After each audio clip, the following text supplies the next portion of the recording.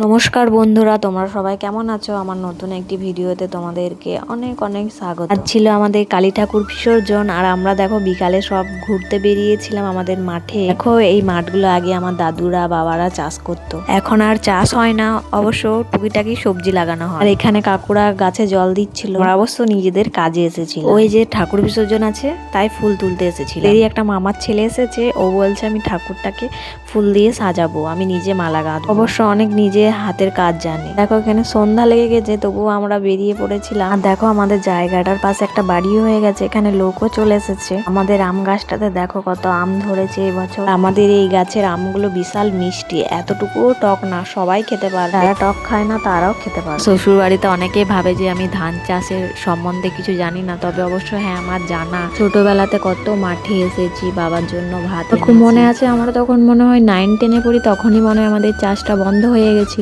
তারপরে আর এখানে চাষ করা হয় না, এই টুকিটাকি সবজি লাগানো। আর ভাববেই বা না কেন, দুর্গাপুর মানেই তো শহর, সেটা তো সবাই জানে। দেখো এখানে আমার ভাইটা একটা ফুল তুলেছিল, কিন্তু এটা সূর্যমুখী ফুল না, তবে সূর্যমুখী ফুলের মতনই দেখতে। তো এই ফুলগুলো আমরা অনেকগুলো তুলে নিয়েছি। এই জবা গাছটা দেখো কেমন পাতাগুলো সাদা সাদা, এটাতে কিন্তু লাল টকটকে জবা ফুল ফোটে ছোট ছোট।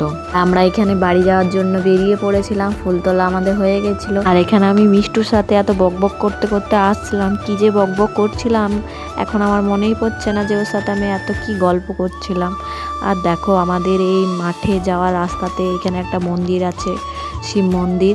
দেখো লাইট জ্বলছে এখানটাতে। যখনই দুর্গাপুর আসি তখনই আমাদের এই মাঠ দিকে না ঘুরতে এলে আমাদের ভালো লাগে না, একবার করে ঘুরেই যাই। এখানে দেখো আমি রেডি হয়ে চলে এসেছিলাম ঠাকুরের গয়নাগুলো খুলতে, কারণ আমি পরে গিয়েছিলাম এগুলো ঠিক করে না খুললে সোনার উপর সবই আছে, তো ভালো করে গয়নাগুলো সব এক একটি করে খুলে নিচ্ছিলাম, ভালো করে যত্ন করে আবার রেখে দেওয়া হবে। আর কি গরমটাই না করছিল, বিশাল গরম রেখেছিল সেদিনকে, প্রচুর আমি ঘেমে যাচ্ছিলাম, ঘেমে পুরো কাদা হয়ে যাচ্ছে। সমস্ত গয়না খোলা হয়ে গেছিল, এখানে মাকে বের করা হচ্ছিল, ভিতরে প্রচুর গরম ছিল, তাই জ্যাঠাদেরকে বললাম একটু বাইরে বের করে দিলে ভালো সাজানো হতো, হাওয়া দিচ্ছে বাইরে ভালো। দেখো কিছু কেনা ফুলেরও মালা আনা হয়েছে, মুটুক আনা হয়েছে রজনীগন্ধা ফুলে, তো ফুলগুলো আমি বের করে নিচ্ছি। এখানে আমরা সবাই মিলে লেগে পড়েছিলাম ফুল দিয়ে সাজাবার জন্য, কারণ অল্প সময় একা দ্বারা সম্ভব ছিল না, তাই সবাই মিলেই সাজাচ্ছিলাম। বৈশাখ মাস বুঝতেই পারছো, যদি ঝড় ওঠে রাতের বেলা বিসর্জন। কালিমাকে মনে মনে ডাকছিলাম, কালিমা আজকের দিনটা ভালো করে বের করে দাও যেন না ঝড় টর হয়। আর ভয়েস দিচ্ছি আর মনে পড়ছে, সত্যি আনন্দের দিনগুলো কত তাড়াতাড়ি কেটে যায়, তাই না? দেখো এখানে আমাদের সাজানো হয়ে গেছে, এখানে আমি ফটো তুলছিলাম কালী মায়ের সাথে।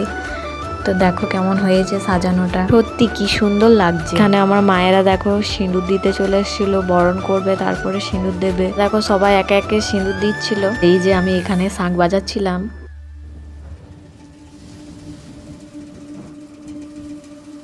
এখানে মায়েদের বরণ করা হয়ে গেছিল, আমি বরণ করতে শুরু করে দিয়েছিলাম। দেখো এখানে আমি মাকে সিঁদুর পরিয়ে দিলাম, আলতা পরিয়ে দিয়েছিলাম।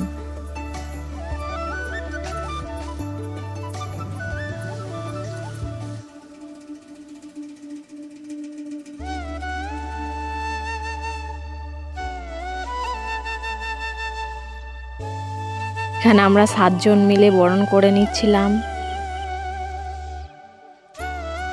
আমাদের সবারই বরণ করা হয়ে গেছিল, এরপরে আমরা সিঁদুর খেলা শুরু করে দিয়েছিলাম। আমি একে একে সবাইকে এখানে সিঁদুর পরে দিচ্ছিলাম, সবাই আমাকে পরিয়ে দিচ্ছিল। এখানে দেখো বৌদিরা ছিল, আমার বৌদি আমাকে সিঁদুর পরিয়ে দিল। এখানে আমার একটা জেঠিমা, আর এখানে দেখো বোনেরা চলে এসেছে আমার কাছে সিঁদুর নিতে। একটু বলছিল আমাকে সিঁদুরটা দিতে, আর আমি ওকে দিচ্ছিলাম। এখানে আমি জিজুদেরকে খুঁজছিলাম, তো খুঁজেই পাচ্ছিলাম না রং মাখাবো বলে। একে আবার সিঁদুর দিয়ে দিলাম, বলে দিলাম যা তুই দিদিদেরকে মাখিয়ে আয়। সত্যি বিসর্জনের দিনে কি না আনন্দ করেছি, সবার সাথে বিশাল মজা হয়েছে, অনেক নাচ করেছি আমরা।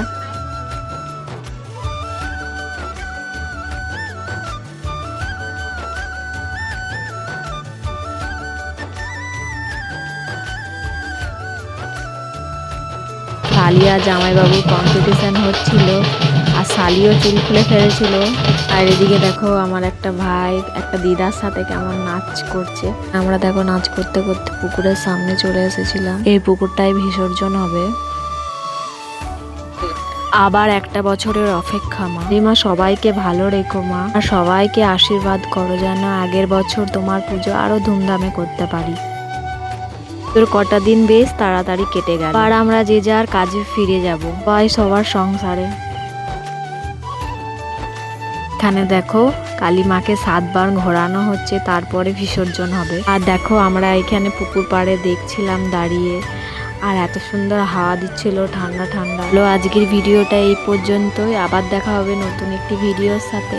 তো ভিডিওটা কেমন লাগলো জানাতে ভুলো না যেন।